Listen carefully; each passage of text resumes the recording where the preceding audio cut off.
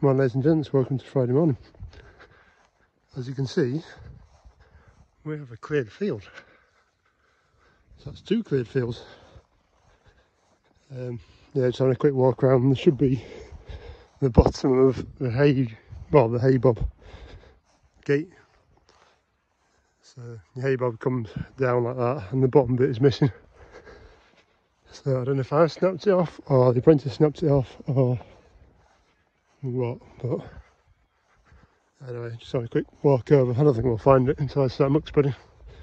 And to be fair, it could be in a couple of other fields anyway. It might have been me that's taking it off. But yeah, so yesterday I did nothing at all. I had a day off. It absolutely pelted it down about 6 o'clock in the morning. It woke me up. I mean, like monsoon rain. And that lasted for about a good half hour, 40 minutes. And then continued to rain for another couple of hours. Equaling about 11 mil in the rain gauge out here. No, sorry, not 11 mil, 15 mil. 15 mil in the rain gauge. So I didn't even bother coming out yesterday.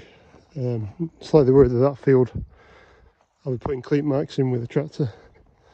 And also at least one of the fields up the lane as well, there's still got left to do.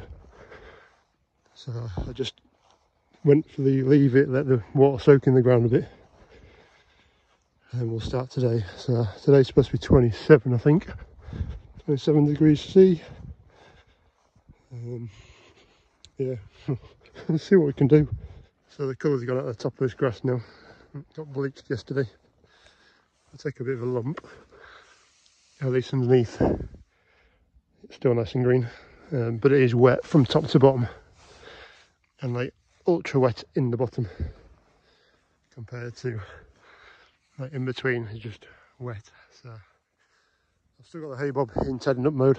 So once this slightly dries and the ground slightly dries in between the rows, I'll put the hay bob on and I'll row it up kind of hopefully to one side, which will then fluff the grass up and start drying the ground off. Give it to the afternoon and then I'll have to come back down again, but do it the other way around and try and throw the grass out to the other side. And then I'm probably gonna have to come down this row. I don't know if I row it up with a big rake because it might be a bit too much for a big rake. Be a big old swath. Or I'll come down with hay bob yet again and row it up for baling. Right, all tedded out. Seems dry. I'm betting there's the odd lump or two in here, but what do you do? So yeah, I've got right to rake on. I think I'm only going to end up doing like 1 rotor's width. I think 2 is going to be too much for baler. Oh, not just too much for baler, too much for sledge as well behind. So I'm just going to run around with 1 and we'll see how much comes out. And if need be, I can then try and waggle it around and have a play. Right, I've just been up to the workshop because we're having disaster after disaster at the moment, which is grand. I made these swaths too big, basically. Baler's just about coping with it, but she won't. I keep having twin bales, so when the knife goes down the side of the chamber, it should cut all the fibres. Well, on the last stroke where the plunger, the needles go up into, when the needles go up into the knotters and knot it, I'm getting a bit of grass between the 2 bales, so they're not running through the sledge, so you end up having 2 bales coming through the sledge, which doesn't work. The sledge is having fun because this grass is slightly damp, I think, still. It's just not quite hot enough to get it all out. It's not bad, but it's a pain in the arse, so it's just sticking on the sledge as well. So I've just come down with a hay bob, just to try and split these rows out a bit, make them a third of the size. And then Bossman's just had 6 and 8 loading up with the grab onto the trailer, and there was an almighty clatter. And finally she seems to have decided that she doesn't like her front axle. There's something making a hell of a lot of noise, so I've taken drive shaft off and it seems to have stopped that noise. We have had it for a long time in reverse, not going forward, and now it's doing it every which way. So that'll be another job, but it seems to have stopped now, taking the drive shaft off. So I'm guessing the drag on the drive shaft was making things worse. So what do we do? You know, there's another 400 bales out here, which is probably 1,200 quid's worth of grass. Well, yeah, if there's 500 bales, there'll be 1,500, 1,800 quid's worth of bales out here. So, yeah, I might have to just sacrifice her and tell her to get on with it. But yeah, we'll see. Right, I'm going to split these down. I've baled another 300 and... I baled 380 off this field already. We get 190 on the load, I think it is. So there should be enough there for 2 loads quite happily. And whilst I'm splitting these down, they can reload to the trailer again. I've also got an apology for my mother as well, who turned up randomly. Sorry Mum! Dad, you're going to have to tell her I've said this on here, so everybody knows. She turned up and I was not in a good mood, so she had a word with Bossman, and Bossman's like, whilst I carried on baling, because it has just been stressful this afternoon. You know, when you're in the middle of hay trying to do stuff, nothing's working. Alright, I've got to click on the back of that now, which we're going to ignore and carry on. So they're just finishing off now.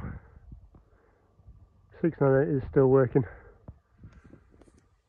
and Boss's youngest is on back doing stacking. He's doing well actually, doing really well. Stacks like a professional. So yeah, I took a 4-wheel drive shaft off Bertha, off the 698, which is still the clunker and the rest of it, but I think there's something either in the drop box or the diff. But the only way we're going to find that out is by getting front axle off her. So yeah, it'd be another repair job. We'll have to look in. Just have a quick walk across this field, boys' winter field. It's growing back already. A couple of inches. It's doing well. It's a good view over it.